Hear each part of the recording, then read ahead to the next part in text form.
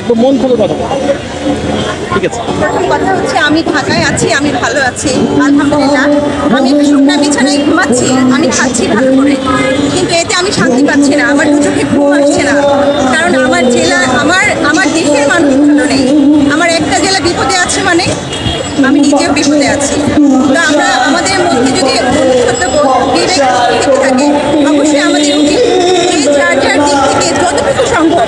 আমরা কিছুই করতে পারছি না, তারপরেও যদি আমরা মোনাজাত করি মানুষের জন্য, আমরা কোনো একটা বিপদগ্রস্ত মানুষের সেই পোস্টটা নিয়ে আমরা শেয়ার করে দিতে পারি। এবং আরও অনেক হেল্প যেটা আছে, আমি এখন চলে এসেছি।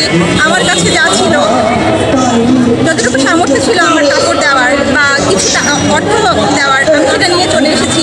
এবং আমার কাছে আরও বেশি ভালো লেগেছে, আমি যখন আমার ফ্ল্যাট থেকে, আমি যখন আমার বাসায় থেকে কিছু ভাবিদেরকে বললাম যে আমি তো যাচ্ছি, আপনারা কি হেল্প করবেন, তখন যে তাদের আগ্রহটা দেখলাম, মানে এটা আরও বেশি ভালো লাগার মতো।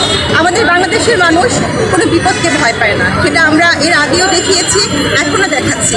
এটাই হচ্ছে সব থেকে বড় বিষয়, আমরা কোনো কিছুকে ভয় পাই না এবং আমরা মানুষের মানে পাশে দাঁড়াতে সবসময় অভ্যস্ত। আচ্ছা, আমরা আরেকটি বিষয় দেখছি যে ভারত সবসময় আমাদের বলে আমরা নাকি তাদের সংখ্যালঘুদের উপর হামলা চালাই, তাদের মন্দির গির্জা, তারপরে তাদের মানুষদের আমরা পুড়িয়ে মারি। হ্যাঁ, এই আমাদের যে এই ব্লেমগুলো দেয়, এই মুহূর্তে তারা যে পানি ছেড়ে এই যে প্রায় লক্ষ লক্ষ সংখ্যালঘুদের যে ডুবিয়ে মারছে, এটাকে কীভাবে দেখবে আপনার একজন সাধারণ মানুষ হিসেবে?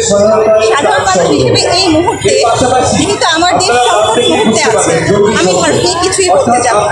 শুধু আমি বলবো ওনারা এসে যেন দেখে যায় আমরা সংখ্যালঘুদের মানে আমাদের আচরণটা কেমন, আমরা তাদের উপর কিরূপ আচরণ করছি, তারা এসে যেন সচক্ষে দেখে যায়। না দেখে তো কোনো কিছুই বোঝা যায় না। ঢাকাবাসীরা যতটুকু সেটা বুঝতে পেরেছে, আমরা অন্যান্য জেলার মানুষ বুঝতে পারে না। আজকে এই বিপদগ্রস্ত যারা বন্যার পানিতে বিপদে আছে, তারা যতটা ফেস করছে, আমি কিন্তু ততটা ফেস করছি না। তো ভারত ওখান থেকে কি করছে না বলছে, এটা নিয়ে চিন্তার বিষয় কিন্তু এখন আমাদের না। তারা কি তাদের সংখ্যালঘুর কথা একবার চিন্তা করবে? এটা তাদের বিষয়, তারা করছে কি করছে না, এটা হচ্ছে কোনো না কোনো সময় প্রকাশ পাবে। আপনি কি করছেন, আপনার ভালো কাজ, আপনার খারাপ কাজ, কোনো না কোনো সময় সেটা প্রকাশ পাবে এবং তারাও একটা সময় অবশ্যই বুঝতে পারবে যে আমরা কি করেছি বা করিনি। এই বন্যাকে আপনি কি মানে কোন চোখে দেখছেন?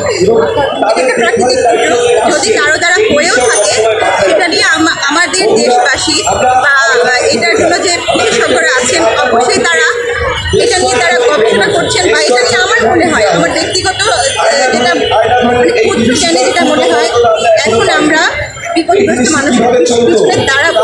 কে কী করছে, কে কী বলছে, তার থেকেও বড় কথা, আমি আমার ভাই বোনদের পেছনে, আমি আমার ক্ষতিগ্রস্ত বাংলাদেশি মানুষের পেছনে আমি আগে দাঁড়াবো। তাদেরকে উঠে দাঁড়ানোর মতো আমরা হেল্প করতে সম্ভব, তারপর ওখানে নিয়ে কথা বলবো। এখানে যে বিষয়টি আমার চোখে লাগছে সেটি হচ্ছে, তারা যদি এই মুহূর্তে এই বাড়তিকে বলে না দিত, এই দুর্যোগটা তৈরি হতো। দুর্যোগ প্রতিরক্ষা করতে হবে, নাহলে আমাদের দেশে পররাষ্ট্র নীতিও থাকতো না, কূটনীতিও থাকতো না। আসলে কি এই জিনিসগুলো থাকবে, রেষারেষি বিদ্বেষ থাকবে। আর আমার কথা হচ্ছে যে খুলে না দিত থেকে বড় কথা, ওনারা আমাদেরকে ইনফর্ম করতে পারতো, ওনারা আমাদেরকে বলতে পারতো, আমাদেরকে জানাতে পারতো, তখন আমরা অন্তত তাদেরকে, এখন আমাদের ভেতর যে কষ্টটা, যে রাগটা, হয়তো এটা আমরা ফিল করতাম না।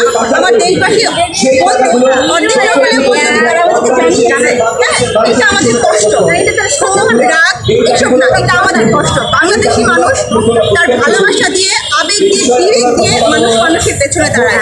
বাংলাদেশি মানুষ অন্য দেশের পেছনে গিয়ে দাঁড়ায় না। আগে বাংলাদেশের মানুষকে আগে রক্ষা করে, তারপর তারা অন্য দেশকে কিভাবে বলতে হয়, তারা সুন্দরভাবে স্পষ্টবাদী কথা বলে, তারা বুঝায় না, তারা মানুষের ক্ষতি করে না।